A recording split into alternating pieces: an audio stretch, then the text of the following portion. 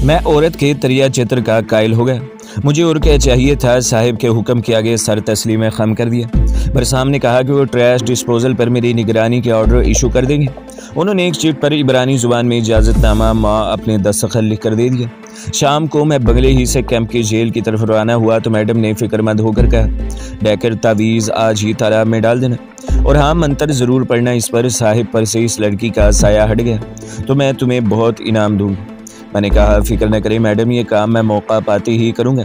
मैं आम धोती कुर्ती और चप्पल में था। इजाज़तनामा मेरी जेब में था। कॉम्प्लेक्स के कोने वाली इमारत से एक छोटा सा रास्ता अकबी पहाड़ी की तरफ जाता था, जिसकी दूसरी जानिब नशीब में इन यहूदियों का खुफिया जेल कैंप या कैद खाना था। जहाँ पहाड़ी का इलाका शुरू हुआ वहाँ एक खारदार गेट बना था। बाएं जानिब एक यहूदी सिपाही स्टेन गन लटकाए पहरा दे रहा था। मुझे देखते ही वो मेरी तरफ बढ़ा और मुझे रुकने का इशारा किया। मैंने इसे हाथ जोड़कर प्रणाम किया और हिंदुस्तानी जुबान में कहा कि मुझे बरसाम साहब ने डिस्पोजल ड्यूटी पर भेजा है। इसके साथ ही मैंने जेब से साहब की चिट्ठी निकाल कर इसे दिखाई। इसने चिट्ठी देखी और खारदार गेट का दरवाज़ा सा खोल दिया। मैं प्रणाम करने के बाद गेट से गुजरकर पहाड़ी की तरफ चलने लगा। अभी तक मुझे जेल कैंप नज़र नहीं आया था। मैं पहाड़ियों के साथ साथ चलता एक तरफ को घूमा तो दूसरी जानिब नशीब में मुझे शाम की सुरमई धुंध में एक कुशादा चार दीवारी दिखाई दी, जिसके चारों कोनों पर डहलानी छत वाली छोटी छोटी निगरान चौकियां बनी थी। ये जेल कैंप था। इसका दरवाज़ा मेरी तरफ नहीं था। मैं कुछ दूर चला हूँगा कि फिर एक खारदार गेट आ गया। यहाँ भी इसराइली सिपाही पहरा दे रहे थे। एक ने मेरी चिट देखी और हिंदुस्तानी में कहा कि मैं दूसरी तरफ दीवार के साथ साथ चला जाऊँ। ये दीवार बड़े पत्थरों को जोड़कर बनाई गई थी और तकरीबन 50 फीट बुलंद थी। दीवार के ऊपर कांटेदार तार भी लगी हुई थी। दीवार जहाँ दूसरी तरफ घूमती थी वहाँ मुझे एक तामल डिस्पोजल ट्रैश डंप के छोटे से पुल पर खड़ा लंबे सांस को नीचे नाले में घुमाता नजर आया। वाकई यहाँ कूड़ा करकट इधर उधर बिखरा हुआ था। इस तामुल को मैं जानता था, वो हमारी बस्ती में ही रहता था। हम इसे कंदी कंदी कहकर पुकारते थे। दरमियानी उम्र का सूखा सा आदमी था। मुझे देखते ही हाथ बांध कर खड़ा हो गया। बोला, फाड़ीकर भाई, मैं तो देखभाल कर काम करता हूँ। किसी दुश्मन ने मेरी शिकायत कर दी है। तुम साहब के बंगले पर होते हो मेरी सिफारिश करना। अपा मेरी नौकरी चली गई तो भूखों मर जाऊंगा। मैंने इसे तसल्ली दी और कहा कि किसी ने अगर इसकी शिकायत भी की है तो मैं साहब से कहकर मामला रफा दफा करा दूंगा और इसकी नौकरी नहीं जाएगी। इसने तो मेरे पाँव पकड़ लिए। अभी दिन की रोशनी बाकी थी। मेरी उकाबी नजरें जेल की चारदीवारी का जायजा ले रही थी। मैं डिस्पोजल पुल से एक तरफ बैठ गया और कंधी तेजी से नीचे नाले के पानी के बांस में चला गया। थोड़ी थोड़ी देर बाद वो कोई ना कोई खुशामदी जुमला कह देता था। मेरी नज़रें जेल कैंप की दीवार को गौर से देख रही थी। डिस्पोजल ब्रिज जो एक छोटे से नाले पर बना हुआ था, छोटा सा पुल था। जेल की 50 फीट ऊंची दीवार से कुछ 40 कदमों के फासले पर था। यहाँ से थोड़े ही फासले पर जाकर दीवार दूसरी तरफ घूम जाती थी और वहाँ कोने पर दीवार के ऊपर निगरान चौकी बनी हुई थी। इस चौकी में एक बल्ब रोशन था। एक सर्च लाइट भी लगी थी जिसका रुख बाहर पहाड़ी जंगल के नशीब की जानिब था। मुझे वहाँ एक सिपाही भी दिखाई दिया जो इधर से उधर हरकत कर रहा था। मैंने नाले को झुककर देखा और कंधी से पूछा कि ये पानी कहाँ से आता है। मेरा मतलब ये मालूम करना था कि ये पानी गुसल खानों का है या दूसरा इस्तेमाल शुदा है। कंधी ने कहा, ये वो पानी है जो जेल में कैदी मुँह हाथ धो और कपड़े धो फर्श साफ करने के लिए इस्तेमाल करते हैं। गंदगी और गंदे पानी के लिए यहाँ नीचे गटर है जो जंगल में खड्ड नाले में जाकर गिरता है। पास ही प्लास्टिक के लिफाफों, सब्जियों के कटे हुए डंडों और दूसरी चीज़ों का कूड़ा करकट पड़ा है, जिसे कंदी बड़ी तेज़ी से एक जगह जमा करने की कोशिश कर रहा था। नाले का पानी जेल की दीवार के नीचे से होकर आ रहा था। डिस्पोजल ब्रिज तक नाला ढका हुआ था। आगे इस पर छत नहीं थी और वो खुली शक्ल में जंगल की तरफ जाता था। मैंने जंगल की तरफ देखते हुए कहा, कंदी ये जंगल तो आगे समंदर तक चला जाता होगा। शाम का अंधेरा गहरा हो रहा था। कंदी ने आसमान पर निकलते सितारों की तरफ देखा और कहा, मेरे जाने का वक्त हो गया है अप्पा, तुम भी मेरे साथ चलोगे ना। मैं अभी तक अकबी जंगल की तरफ देख रहा था जो आगे समंदर तक चला गया था। मैंने कंदी से कहा, यह जेल तो समंदर की तरफ से बिल्कुल गैर महफूज है, जो भी चाहे इधर से आ सकता है। वो बोला, अप्पा यहूदी लोग हमारी तरफ से होशियार हैं। इस जंगल में आगे जाकर कांटों वाले तार की दीवार लगी। अरे यहाँ कौन आएगा? 6 बरस से तो मैं यहाँ काम कर रहा हूँ। बस रात को जेल के अंदर से एक छोटा ट्रक कूड़ा करकट लेकर यहाँ आता है, कूड़ा करकट फेंक कर वापस चला जाता है। इसके सिवा यहाँ कभी कोई नहीं आता। कंदी ने मुझे जेल के अंदर जाने का रास्ता बता दिया था। अभी तक मैं परेशान था क्योंकि मुझे ऐसा कोई तरीका बज़ाहिर नज़र नहीं आया था जिसके ज़रिए मैं जेल के अंदर जा सकता था। कंदी ने रात को जेल के अंदर से आने वाले कूड़ा करकट के ट्रक का जिक्र किया तो मैं चौंका। इस ट्रक से काम लिया जा सकता है। मैं इसके साथ वापस रवाना हो गया। रास्ते में मैंने कंदी से ट्रक के आने का वक़्त वगैरह पूरी तरह से मालूम कर लिया था। अपनी झोंपड़ी में आकर मैंने मैडम के तावीज़ को फाड़ कर फेंक दिया। दूसरे दिन बंगले पर गया तो मैडम बेताबी से मेरी मुंतज़िर थी। साहब अभी बेडरूम में ही थे। वो मेरे साथ ही किचन में आ गई। बर्तन साफ़ करने वाली तामल औरत को इसने बाहर भेज दिया। फिर मुझसे पूछा क्या मैंने तावीज़ तालाब में डाल दिया है। मैंने हाथ बांध कर कहा मैडम भगवान की कृपा से मैंने आपका काम कर दिया है। तालाब मुझे मिल गया था। मैं कंदी की आंख बचाकर वहाँ गया, तावीज़ निकाल कर अपने मंत्र पढ़े और इसे तालाब में फेंक दिया। बस अब तो वो आपके साहिब पर ज़रा सा भी असर नहीं डाल सकेगी। मैडम बेहद खुश हुई। वो दौड़ी दौड़ी बेडरूम में गई और मुझे $20 का एक नोट ला कर दिया। बोली ये तुम्हारा इनाम है, लेकिन मैं तुम्हें फिर भी इनाम देती रहूँगी। ज़रा साहब के लक्षण देख लो। मैंने $20 का नोट अपनी जेब में रख लिया और कैतली में पानी डालकर इसे चूल्हे पर रखते हुए बोला मैडम अब साहब तुम्हारा है। क्या मजाल है वो किसी दूसरी औरत की तरफ आंख उठाकर भी देखे। ये तावीज़ और मंत्र मेरे गुरु ने मुझे अर्पण किए। अब मैंने तेज़ी से अपने प्लान पर सोच विचार शुरू कर दिया। शाम को मैंने रोज़ डिस्पोजल ब्रिज पर जाकर कंदी के काम की निगरानी करता। इस असना में जेल कैंप का जायज़ा लेता रहता। दीवार के ऊपर बनी हुई निगरान चौकी पर हमेशा एक ही सिपाही होता था जो सिगरेट पीते हुए इधर उधर टहलता रहता था। किसी वक्त स्टूल पर बैठ भी जाता था। यहाँ मेरी 4 दिन की ड्यूटी लगी थी। इस दौरान में मैंने एक रोज़ बीमारी का बहाना बनाकर आधे दिन की छुट्टी ली और मौका देखकर जुनूब की तरफ समंदर के किनारे के साथ साथ अकब की तरफ से जंगल में दाखिल हो गया। मैं जेल के जुनूबी जानिब खारदार तारों वाली दीवार देखना चाहता था। यहाँ जंगल काफ़ी घना था। दरख्त और झाड़ियाँ साथ साथ उगी हुई थीं। जगह जगह ज़मीन में गड़े पड़े थे और ज़मीन से बाहर निकली हुई कुछ चट्टान। मैं इनमें से गुजरता आगे ही आगे चलता चला गया। आखिर एक जगह मुझे घास और झाड़ियों के सब्जे में छुपी हुई खारदार तार की दीवार नजर आई। ये दीवार 10-12 फीट ऊंची थी और मगरिब से मशरिक की तरफ चला तो एक जगह मुझे एक चट्टान दिखाई दी जिसकी चोटी खारदार दीवार से 2-3 फुट ही नीचे थी। मैं चट्टान पर चढ़कर बैठ गया। सामने वही जंगल फैला हुआ था जो दूर से नजर आती जेल की दीवार तक चला गया था। ये जेल की दीवार का जनूबी इलाका ही था और मैंने बाएं जानिब दूर डिस्पोजल डैम के ब्रिज को पहचान लिया। मैंने इस रास्ते की सीमत और जाविये को अच्छी तरह से जहन में बिठाया और वापस हो गया। सबसे बड़ा मसला सोनिया को यहाँ से लेकर फरार होना था। जजीरे के चारों तरफ समंदर था। मेरे पास कोई कश्ती भी नहीं थी।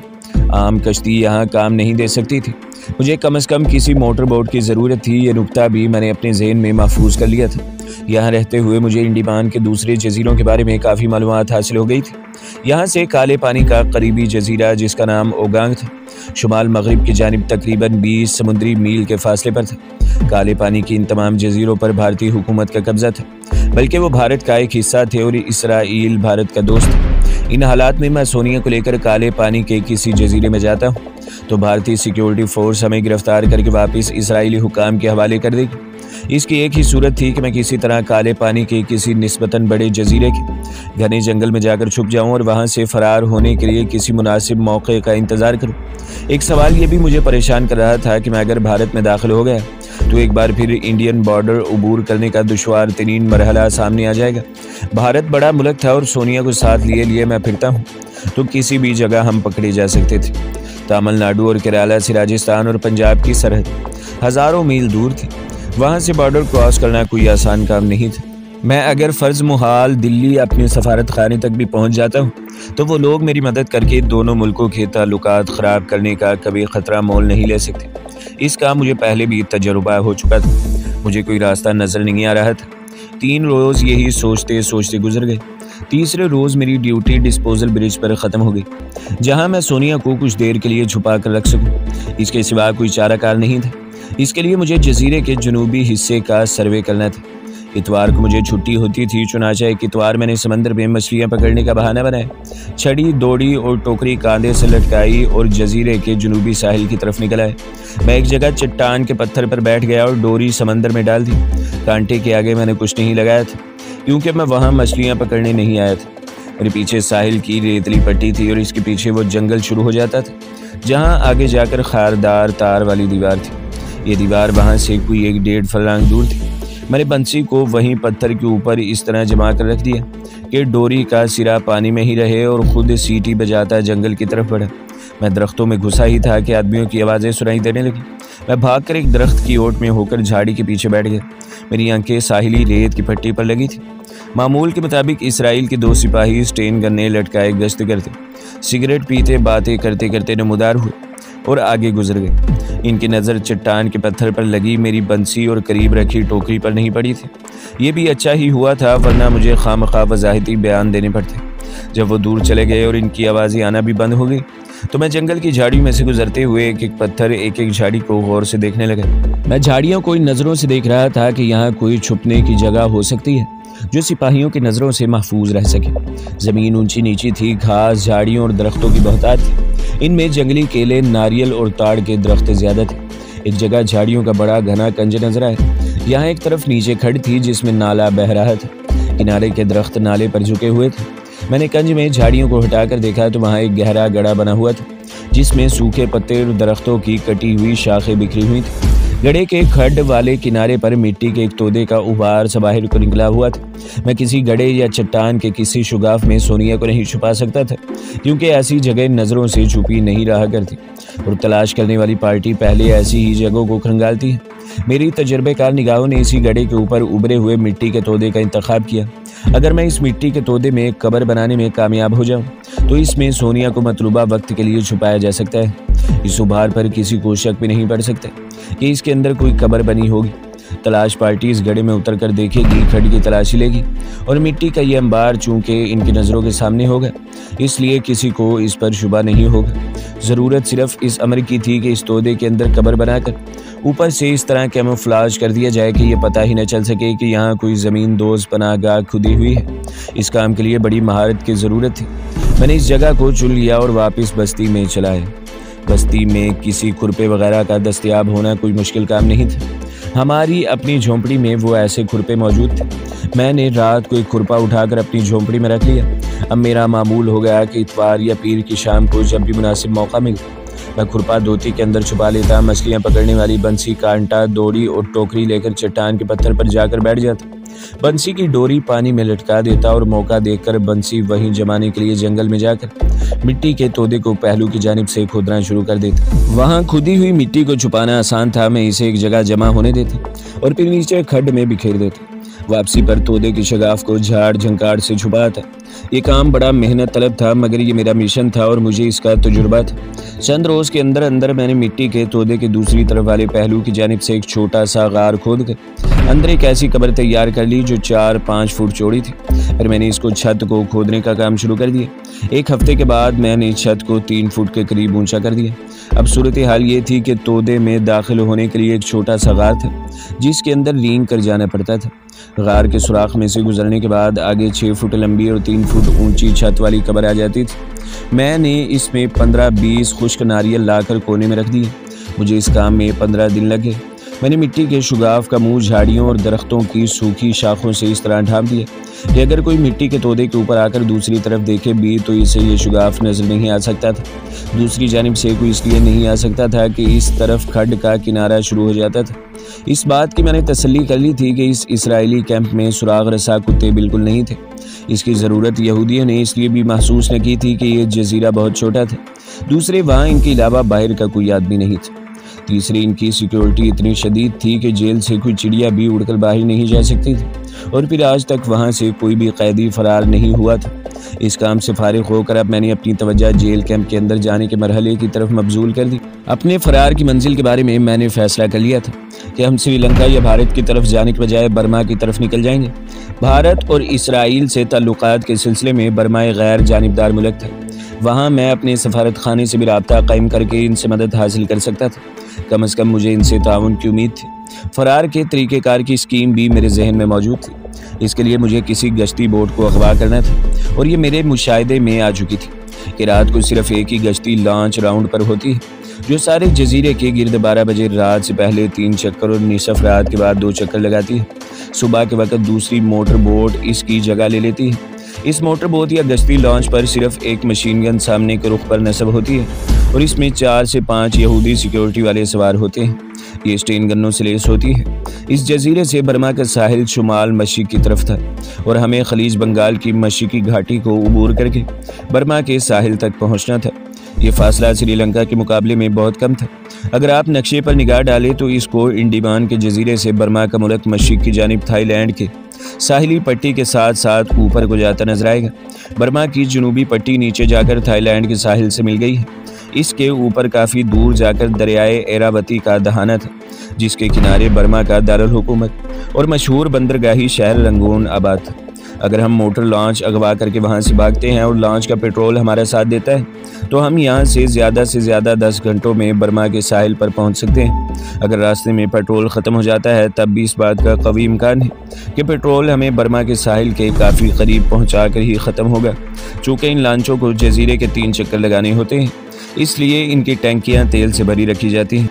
इलावा अजी हर मोटर लॉन्च में दस्तूर के मुताबिक फ़ालतू पेट्रोल के 2-1 टैंक ज़रूर रखे होते हैं ताकि अगर कोई इमरजेंसी हो जाए तो इन्हें इस्तेमाल में लाया जा सके। ये फैसला करने के बाद मेरा जहन इस तरह से मुतमईन हो गया। अब मैंने जेल कैंप के अंदर जाने के मंसूबे पर अमल शुरू कर दिया। ये बताने की ज़रूरत नहीं है कि इस दौरान में रमिया दादा ने अपनी बेटी सनिता के साथ मेरे ब्याह की तारीख भी मुकर्रर कर दी थी और वो बेजार सी लगने लगी थी। जब कभी वो मेरे करीब से गुजरती तो मुझे इसकी ठंडी सांस भरने की आवाज़ सुनाई देती। खुदा जाने ये लड़की किस मिट्टी की बनी हुई थी। बहरहाल चूँकि वो मेरे मिशन का हिस्सा नहीं थे, इसलिए मैं इसके बारे में गौर नहीं करता। अपने ब्याह का दिन मैंने इतना आगे जाकर रखा था कि इतनी देर में मुझे वहाँ से निकल जाना था। रमिया दादा और इसकी बीवी सुखमनी बड़ी खुश थी कि इसकी बेटी की शादी एक ऐसे लड़के से हो रही है जो बड़े साहब के बंगले पर काम करता है। मुझे यहूदी मैडम ने जो $20 बतौर इनाम दिए थे वो मैंने अपनी झोंपड़ी में छुपा दिए थे, क्योंकि आगे मुझे इनकी ज़रूरत पड़ सकती थी। मुझे साहब ने पहली तनख्वाह दी तो मैंने इसे रमिया दादा के हवाले कर दिया। वो बेहद खुश हुआ।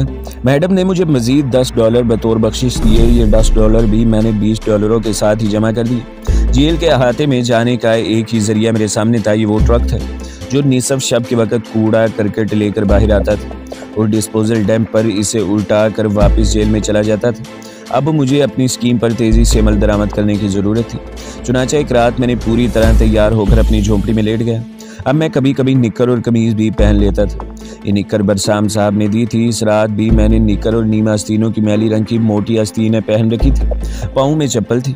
यहूदी मैडम कभी कभी अपने बाजुओं और पिंडलियों पर ऐसे तेल की मालिश कराती थी जो मच्छरों को भगा देता था। मैं इसे एक छोटी बोतल में डालकर अपनी झोंपड़ी में ले आया था। इस वक्त मैंने भी अपनी पिंडलियों, गर्दन और बाजुओं पर इस तेल की मालिश कर ली थी। पिस्तौल ज़रूर मैंने अच्छी तरह चेक करके अपनी जेब में रख लिया था। जब रात काफ़ी गहरी हो गई और बस्ती के सब लोग सो गए तो मैंने संदूक में से घड़ी निकाल कर देखी। रात के 10 बज चुके थे। मैं झोंपड़े से निकलकर जंगल से गुजरता हुआ सबसे पहले साहिल समंदर पर आ गया। रात अंधेरी थी। समंदर कारी तारकोल की तरह नजर आ रहा था। साहिल दूर तक वीरान था। गश्ती लॉन्च अपना दूसरा फेरा लगा चुकी थी। इसे 12 बजे रात अपना तीसरा फेरा लगाना था। मैं साहिल से हटकर दरख्तों में आकर आगे चलने लगा, जहाँ मैं मछलियाँ पकड़ा करता था। वहाँ से दाएं जानिब घूमकर मैं नाक की सीध में जंगल में चलने लगा। इस जजीरे के जंगल में दरिंदा कोई नहीं था। हाँ, सांप ज़रूर थे जिनसे मैं काफ़ी मोहतात था। ये सांप ज़्यादातर जजीरे के शुमाल जंगल में पाए जाते थे, जहाँ ज़मीन दलदली थी। मच्छर मेरे इर्द गिर्द भिनभिनाते मगर तेल की बू पाते ही फरार हो जाते। चलते चलते मैं इस चट्टान के करीब आ गया, जिसकी चोटी से खारदार दीवार कोई 2 फुट की ऊंचाई पर थी। चट्टान की चोटी पर चढ़कर मैंने खारदार तार को ऊपर तक देखा। वहाँ से जेल की दीवार फासले पर स्याह मोटी लकीर की तरह लगती थी। मैंने अल्लाह का नाम लेकर खारदार तार को हाथ लगाकर ज़रा से हिलाया। तार तने हुए थे।